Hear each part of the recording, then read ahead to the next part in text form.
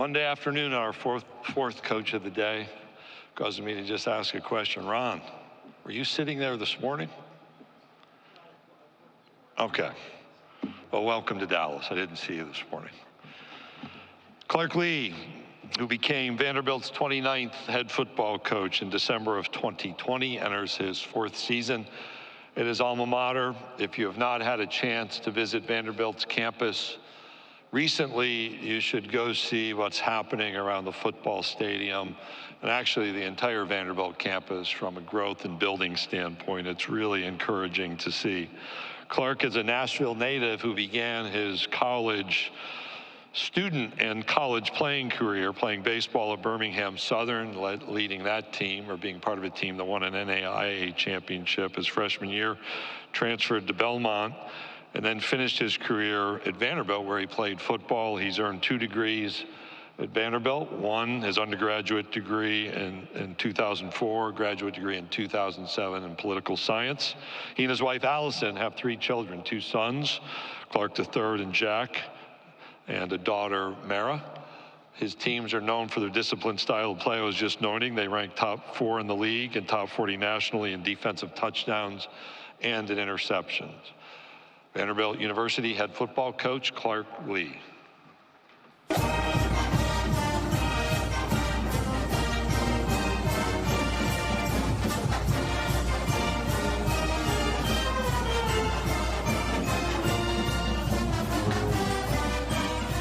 All right, thanks, Commissioner. And I want to start just by acknowledging those in Houston that have been impacted by Hurricane Beryl. On behalf of Vanderbilt football, we hope for a full recovery for the city, but also our thoughts remain with anyone who's suffered loss.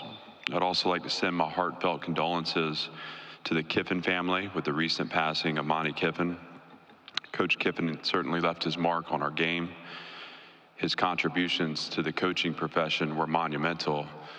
His legacy will continue to inspire and guide us forward. As always, I'd be remiss not to thank Chancellor Diermeyer and Candace Lee for allowing me the opportunity to represent our great university and the privilege of working with our coaches, players, and staff back home in Nashville. It's great to be in Dallas. There's such a rich tradition of football excellence at every level in Texas. We have 21 players on our roster from this state, and we're excited for continued recruiting success here, particularly with the SEC expansion in the region. I have 3 players with me today that have been connected to our program since my beginning. CJ Taylor and Gunnar Hansen were a part of the COVID recruiting class that I inherited in my first year. Both have developed into highly productive players. CJ has been the most explosive playmaker on our defense for the past 2 seasons, and Gunnar anchors our offensive line, having amassed 22 starts, including 17 consecutive. You'll also meet Langston Patterson today. Langston was early to buy into the vision for what's possible with Vanderbilt football as our first committed player in my time as head coach. Langston finished last season as our most productive player on defense and is poised to have a great continued success in his career this season. As we grow success in time, there will be a few guys that I'll remember as critical to setting the foundation for our program. CJ, Gunnar, and Langston are certainly a part of that group. A year ago, I spoke to you about our program taking the next step, about building on the progress we made from year 1 to year 2. As I've said in the past, success is seldom linear, and unfortunately, we dipped in our performance and fell well short of our goal of competing in postseason play. It's a core belief of mine that challenges present opportunities, specifically opportunities for growth. And with that in mind, at the conclusion of the last season, I set out to understand more about our shortcomings so that I could make adjustments to get us back on track. I approached every decision this all-season looking to answer 2 important questions. What am I meant to learn from this adversity? And how can we use it as an inflection point and a catalyst to our future success? From this exercise, we've changed in 3 fundamental ways.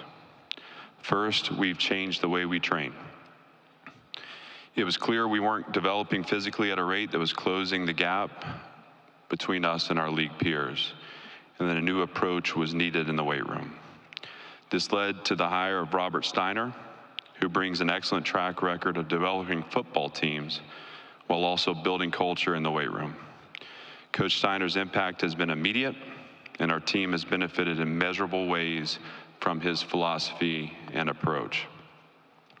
Second, we've changed our tactical systems on offense and defense. In the role of offensive coordinator, I hired Tim Beck, who joins us from New Mexico State.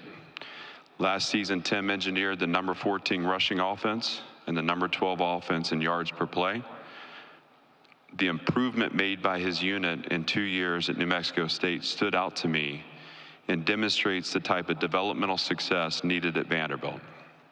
He also brings 10 years of experience as a head coach, including a national championship in 2011.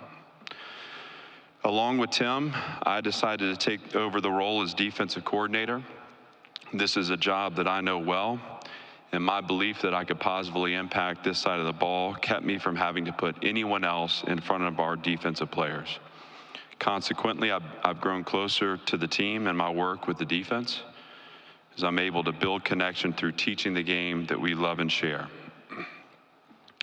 In taking on this responsibility, I needed to round out the staff with someone who had the experience to strengthen our operational systems while sharing in the responsibilities that traditionally fall to the head coach. Jerry Kill brings to our staff 175 wins over 24 years as a head coach.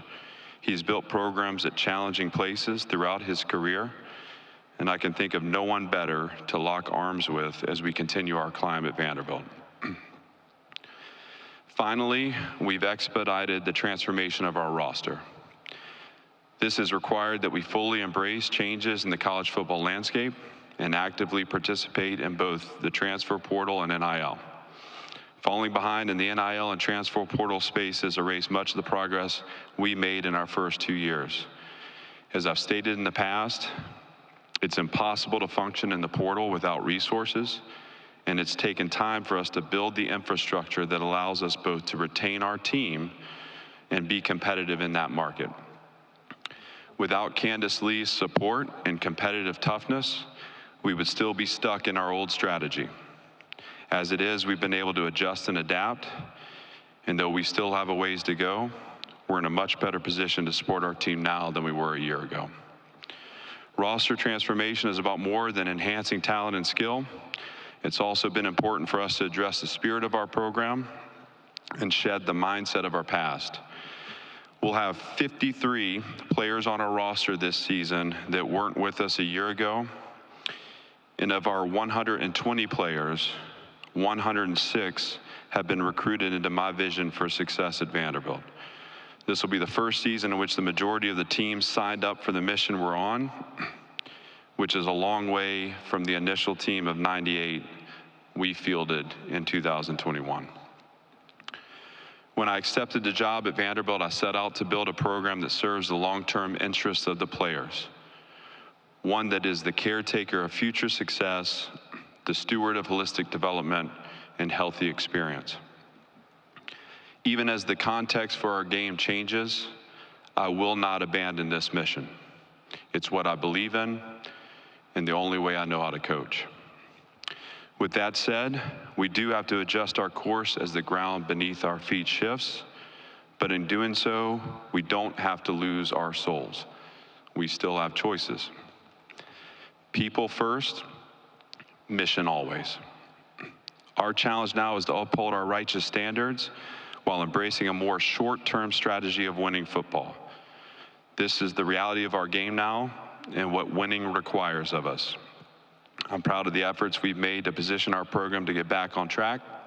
I believe wholeheartedly in the mission we're on, and I look forward to taking the field with Team 4 in just a few weeks.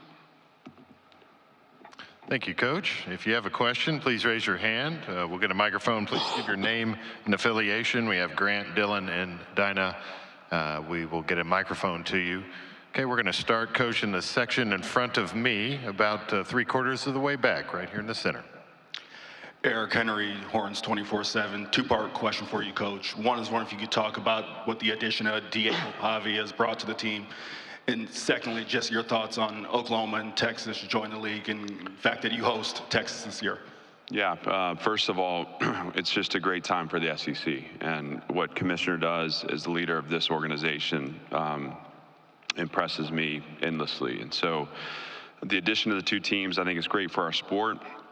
I think it's exciting. I'm proud to be a part of this league. And, you know, there's been kind of a 3-year runway here.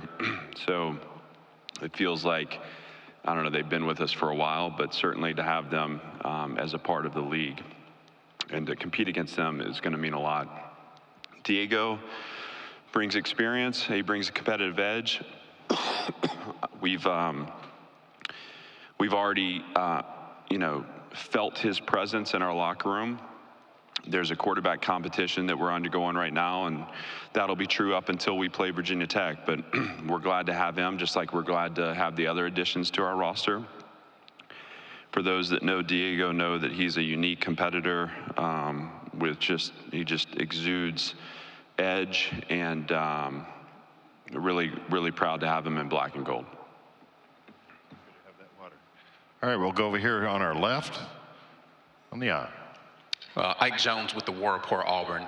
Coach, you said in an interview earlier during spring that this is the most fun that you feel like you've had as a head coach. Is that mostly because of your recommitment to be the defensive coordinator, or is it more of like the buy-in that you're saying when you're getting more players that you've recruited? Well, I think specifically it's speaking to just being able to reconnect with the passion I have for teaching and coaching. And true, I mean, like I'm a teacher first, I'm a competitor second.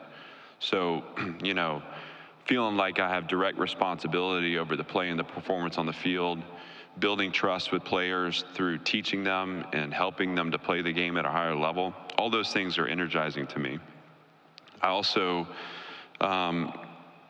feel very positively about the resilience we demonstrated in a tough December after a tough season. And the idea that we're, you know, able to bolster our roster and to do things to build competition on our team, those are things as a competitor that excite me too. And again, you know, Candace Lee's been such a great partner on all this. You know, we're building this program in conditions that seem to change every day. But to know that we can get through some of that roster turnover and be better for it, to not lose the foundation of culture that we built over 3 years, to find people that fit us and that come in and actually not just fit us, but add to us and move us forward. Those are very energizing and empowering feelings, and you know, it's led to that coupled with the teaching and the coaching. We're having a lot of fun. Coach, we're going to go to the section to your immediate right along the aisle. Ralph. Hey, Clark. Ralph Russo from the Associated Press. New rules about coaching staffs are going to go into place that could essentially lead to unlimited coachings or coaching staff. I'm wondering what thought you have given to how best you can deploy a lot more coaches that can coach on the field. Yeah, well, we anticipated this just in the design of this staff. So when you look at like the addition of Jerry Kill, you know, knowing that eventually we felt like he was going to be able to be a part of and wear a headset and be influential on. We also added Steve Gregory, who Steve is, you know, like someone I've worked with at Syracuse and have a lot of respect for. Was secondary coach for the Lions, secondary coach for the Dolphins, who joins us as the associate defensive coordinator. He's a guy that's going to really help me and support me as I take on 2 roles. But beyond that, we've also retained some of our young staff that are ready to move on and to, you know, take over rooms elsewhere. But knowing that this was on the horizon, we wanted to keep them involved because we believe in them and their teaching ability, but also and the fact that they're totally aligned with the culture we built. And so retaining them and putting them in positions now to coach tight ends or coach stars and to be actively engaging in that way is a way for us to just strengthen our culture and strengthen our process. And so we anticipated it. I do believe that there's probably a negative return to too much. Obviously, like any situation, the more voices you have, the more opinions you have, the more important it is that as a leader that you hone in on what you want to do and you set a course for everybody. But certainly we feel we were positioned to take advantage of that rule, and we'll look to continue to do that moving forward. Coach, we'll go into the section in front of me, right ahead, but fourth row. Sean J. Roger from CBS Sports. Coach, what really drew you to that New Mexico State Brain Trust, and what do you kind of hope that they're able to bring to your program? Well, I've always wanted to go to Las Cruces, so I'm just kidding. I've always had a great respect for Jerry Kill, and as a young coach, competed against him, I think it was 2013, in the Texas Bowl. He was at Minnesota, I was at Syracuse, and just in watching his team play then, I remember just having such admiration for the style of play. Jerry's a guy who has such a reputation for program building, and again, the respect that people have for him in our profession goes beyond just the wins and losses. It's how he's done it, and that struck a chord with me as a young coach, and I've continued to follow him through my career. So I happened to cross paths with him in 2022, and actually finally had a chance to introduce myself and exchange contacts, and followed his progress at New Mexico State. And the bowl game in year one was celebrating that for him from afar. Year two is one of the most impressive coaching jobs that I think our game has seen. I mean, they opened, it's a 10-win season. They opened with a loss against UMass. I mean, you think about the competitive toughness it takes as a leader to continue to grow your team and belief in what you're doing after suffering a setback like that in game one. But my attention was really grabbed after they went to Auburn the week after we played them, and were able to steal a win on the road there. And, I probably watched that game 9 or 10 times, start to finish, the next week. When I say start to finish, the intercut where you go from play one to the final play and watch every phase and every snap. I wanted to see the anatomy of what he had built. I saw a defense that was sound, solid, and simple, played together and played hard. Saw an offense that was creative in design but wasn't gimmicky.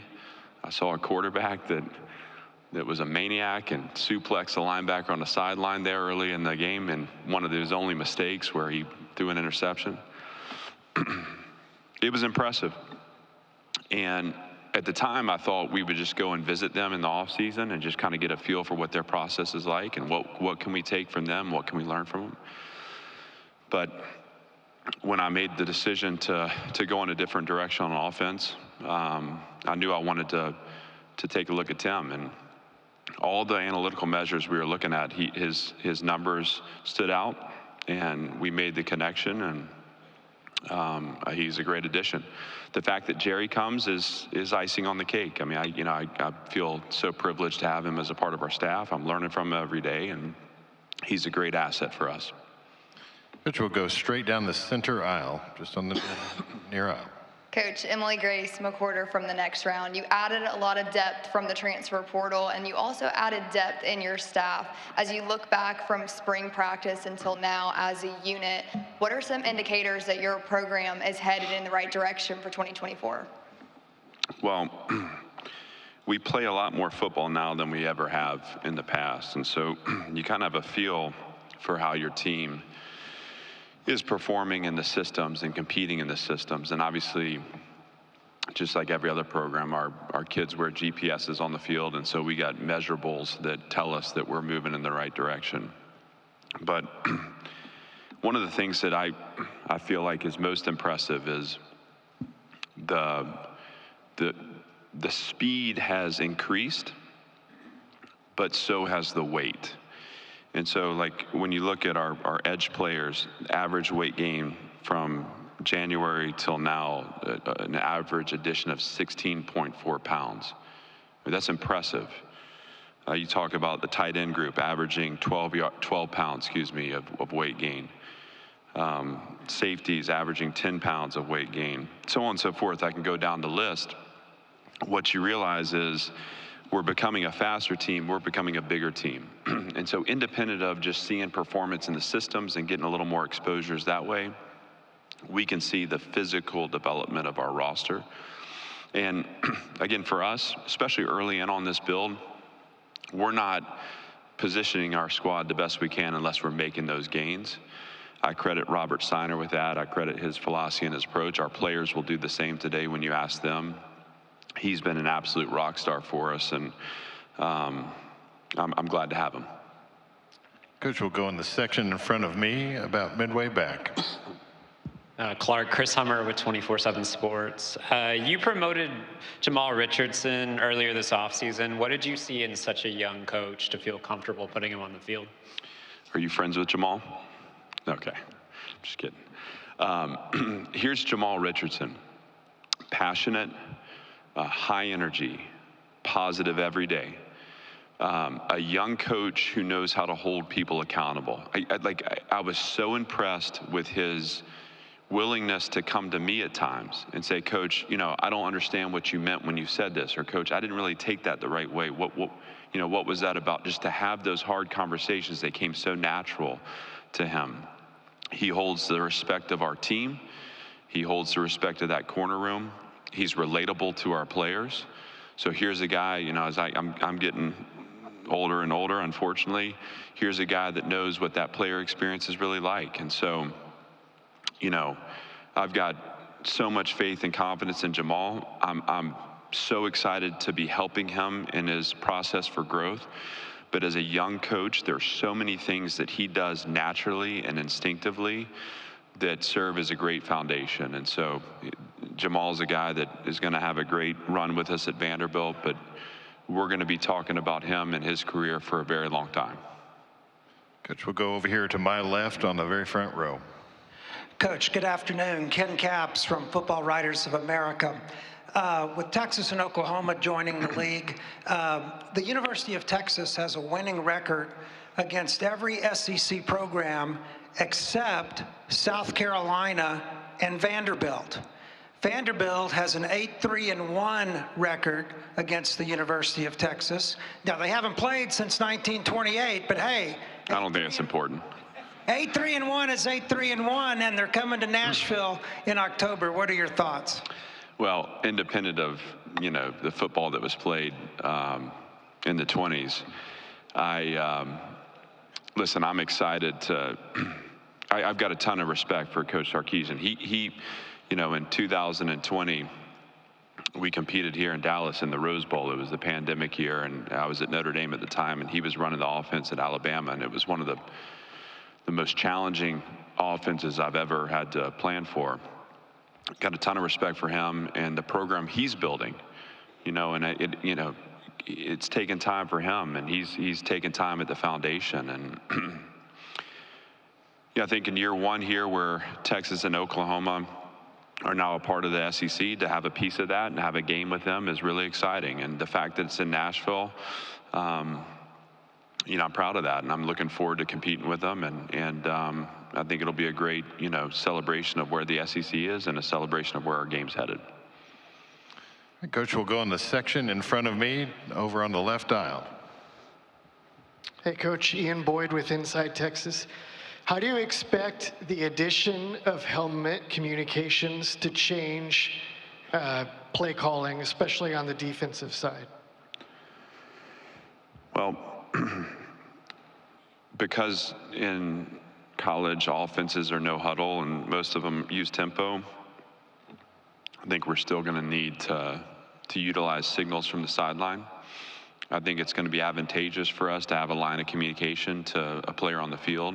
Certainly believe that can be used in a positive way. And maybe there are occasions against certain offenses where you have the time to group that defense together. I mean, we haven't used to be, I mean, this is probably 10 years ago, maybe even 15, you'd start fall camp going through your defensive huddle. I mean, that doesn't happen anymore. So I don't expect there to be big changes that way. I do expect the line of communication to be helpful. And maybe in certain situations you have a chance for a linebacker or safety to get the group together and to deliver a message from the sideline. Hey, Coach, we'll go over here on my far left on the aisle. Do we have a question over right there on the aisle? Clark, Lawrence Holmes, 670 The Score. With the league continuing to expand, it gets tougher and tougher. What type of player works at Vanderbilt, and what's the sell? How easy or how difficult is it for you to ask young men to come and play in this conference? Well, the type of player that works at Vanderbilt is the same type of player that works at any of our peer institutions. You know, we want to be competitive for every player because we believe in the product that we sell. And I think in the NIL world, some of the long-term significance of this choice has been undercut. I do believe that. And I think we have to adapt our recruiting approach and our thought process, again, to capture the short-term strategy that I mentioned earlier and not just the long-term approach. You know, the great thing about choosing Vanderbilt is that decision gets better over time. You know, in 20 years, 30 years, you'll be as proud of that decision as you are when you're a 17 or 18-year-old. But the SEC is a great draw. It's probably, I would imagine, for my peers too, the #1 aspect of choosing a school to play in a great conference where you're playing against the very best. It's a great interview for the job that all these guys want and they should want, and that's to play in the NFL. That's something we believe wholeheartedly in. I actually don't believe in backup plans that way. You know, I want these guys to pursue an NFL career every day of their lives. I just happen to believe that better people make better players, and that how you do anything is how you do everything. And that the time and attention you put going to class on our campus and living with your life with standards in everything will make you a better pro. And when we send players off to the NFL, and that is going to happen, I know we've had a little bit of a slide that way, but we have been developing young people in our systems, and with our work in the transfer portal, we are going to send people to the NFL that are prepared to be pros. And though your talent may get you the opportunity, it won't keep you there. You've got to be a productive player. And to be a productive player at that level, you better have routines and process in place and a discipline in place, because it is a grinder. And that may get you to a second contract, and it's going to be your ability to be a leader and to engage with the community, and to, as your physical skills deplete, to continue to add value to an organization. That'll get you your third. What better place to train for that than Vanderbilt University? And so with respect to recruiting, listen, you know, we are going to get stronger and stronger as we continue to adapt and adopt strategies that mirror our peers in the portal and NIL space. We have a great product to sell in the best league in the world. And so we expect to continue to field a team of players that look like the players that we play against every Saturday. And we're part of the way there now. We still got a ways to go, but I am really proud of the progress we've made that way, and I'm excited about continuing this growth internally. Coach Lee, thank you for your time this afternoon. Thank you.